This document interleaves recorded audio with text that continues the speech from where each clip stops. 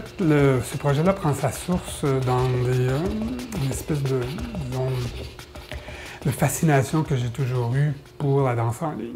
Disons que j'ai toujours trouvé fascinant de regarder les groupes qui se rassemblent et qui dansent, comme j'ai toujours été fasciné par la danse dans les bars, dans les discothèques, une espèce de danse spontanée qui, pour moi, possède une espèce d'authenticité qu'on a du mal à recréer en situation de spectacle et en situation de spectacle chorégraphié, chorégraphique. Et donc, disons que ça fait partie d'une de mes quêtes d'artiste, créateur en danse, c'est d'essayer de recréer cette qualité-là à travers les œuvres. Et je dois dire que pour ce qui est de la danse en ligne, j'essayais dans presque toutes les œuvres des 10 dernières années d'insérer des sections de danse en ligne avec les danseurs professionnels. Donc il y avait toujours une allusion à la danse en ligne jusqu'à temps que je me dise, ben là, allons au bout de l'idée, faisons le projet danse en ligne et faisons-le donc avec les gens qui la pratiquent.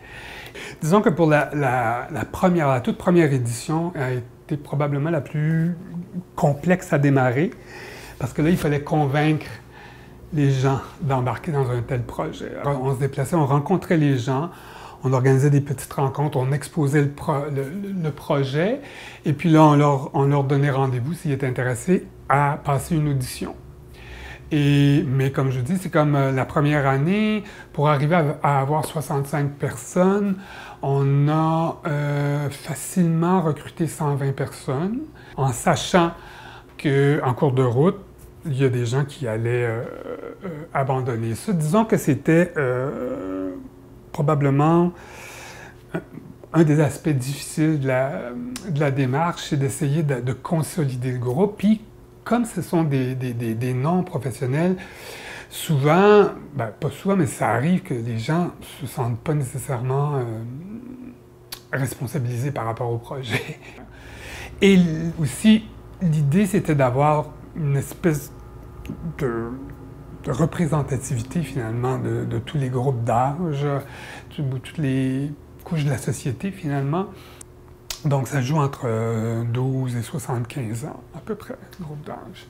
Et donc, là-dedans, tu as des étudiants, tu as des gens à la retraite, tu as des professionnels, tu as des chefs d'entreprise, tu as des gens aisés, des gens beaucoup moins aisés, des chômeurs. Tu as vraiment une panoplie, là, tout un éventail de personnes. Puis c'est ça qui est vraiment...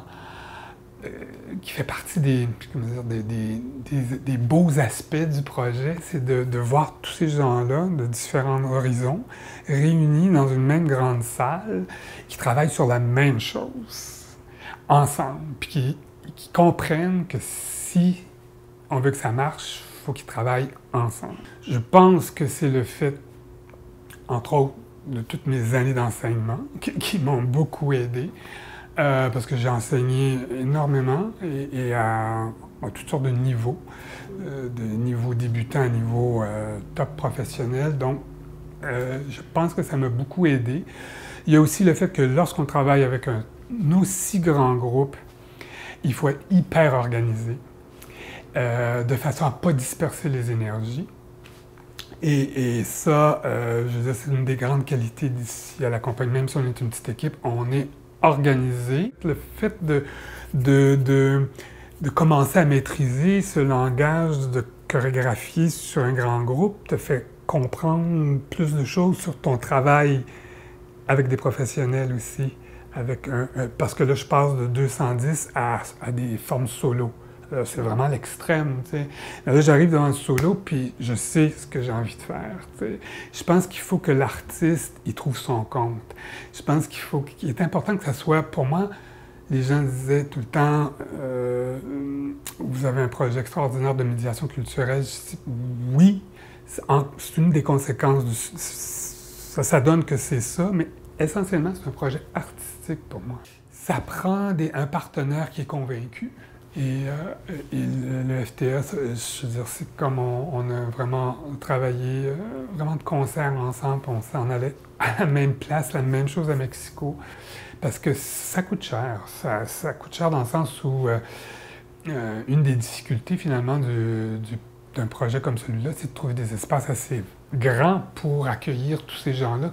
Il y a aussi tout l'aspect pédagogique qui accompagne, tout le matériel pédagogique qui accompagne le projet, c'est-à-dire qu'on produit des DVD,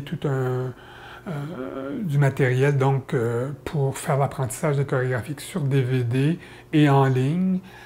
Puis il y a bien sûr, parce qu'on est en extérieur, il y a énormément de frais de rattacher à toute la logistique technique. Ça a donné énormément de visibilité.